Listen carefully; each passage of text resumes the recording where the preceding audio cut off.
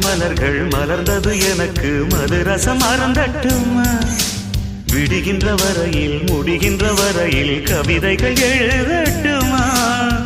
முத்தம் என்ற கடலில் முத்து குளிப்போமா அழகு